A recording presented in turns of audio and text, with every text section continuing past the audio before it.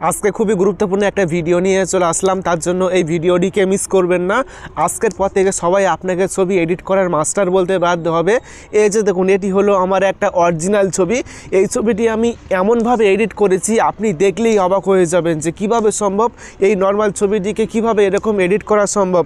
এই যে দেখুন, এই ছবিটি কিন্তু আমি এক ক্লিকেই কিন্তু এরকমভাবে এডিট করেছি। আপনি চাইলে যে কোনো নর্মাল ছবিকে প্রফেশনালভাবে ঠিক এরকমভাবে এডিট করতে পারবেন, যে কেউ দেখলেই অবাক হয়ে যাবে। এরকম ছবি এডিট করতে কিন্তু অনেকটা সময় লাগবে, কিন্তু এমন একটি অ্যাপ শেয়ার করব যে অ্যাপসটির মাধ্যমে আপনার নর্মাল ছবিকে এরকমভাবে এডিট করতে পারবেন। আপনি যেরকম চান ঠিক সেরকমভাবে কিন্তু এডিট হয়ে যাবে এক ক্লিকেই। এরকম ছবি এডিট করতে মাত্র 5 থেকে 6 সেকেন্ড লাগবে, তাহলে আপনি এরকম ছবি এডিট করতে পারবেন। চলুন এরকম ছবি আপনি আপনার মোবাইল ফোন দিয়ে কিভাবে এডিট করবেন সেটি শিখিয়ে দিই। গাইস, এরকম ইম্পর্টেন্ট ভিডিও পেতে অবশ্যই সাবস্ক্রাইব করবেন, তারপর ভিডিওতে লাইক করে শেয়ার করবেন। এরকম ছবি এডিট করার জন্য ছোট্ট একটি অ্যাপসের প্রয়োজন। এই অ্যাপটি ইনস্টল করার জন্য এখন আপনি প্লে স্টোরে আসবেন।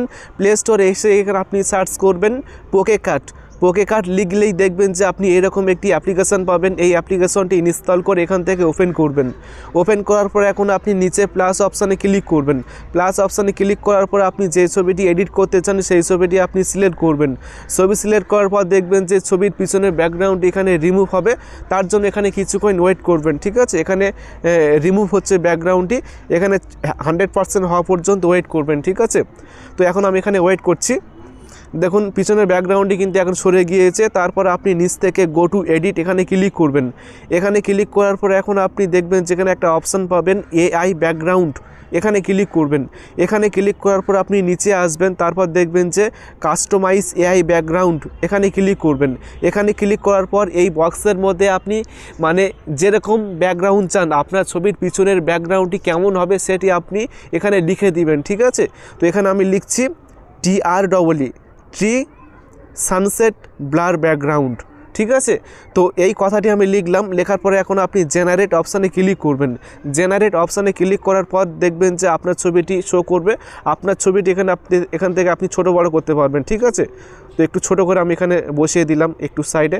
তারপর উপর থেকে টিক মার্ক অপশানে ক্লিক করবেন। টিক মার্ক অপশানে ক্লিক করার পর দেখবেন যে আপনার পিছনের ব্যাকগ্রাউন্ডটি কয়েক সেকেন্ডের মধ্যে কিন্তু পরিবর্তন হয়ে যাবে। আপনি যেরকম লিখবেন ঠিক সেরকম ব্যাকগ্রাউন্ড কিন্তু আপনার ছবির মধ্যে অটোমেটিক অ্যাড হয়ে যাবে, এবং যে দেখবে সে অবাক হয়ে যাবে যে কীভাবে সম্ভব, এরকম ছবি এডিট করা যায়। আর পিছনের ব্যাকগ্রাউন্ড যদি আপনি ব্লার করতে চান তাহলে অবশ্যই ব্লার কথাটি লিখবেন, তাহলে কিন্তু পিছনের ব্যাকগ্রাউন্ডটি ডিএসএলআর ক্যামেরার মতো ঝাপসা হয়ে যাবে, ব্লার হয়ে যাবে। সো এখানে ওয়েট করবেন। দেখুন এখানে কিন্তু দুটো ছবি দেখাচ্ছে, দুটো ছবির ব্যাকগ্রাউন্ড কিন্তু আলাদা হবে। সো আপনি চাইলে আরও কিন্তু করতে পারবেন, জেনারেট করতে পারবেন আরও অনেক ছবি।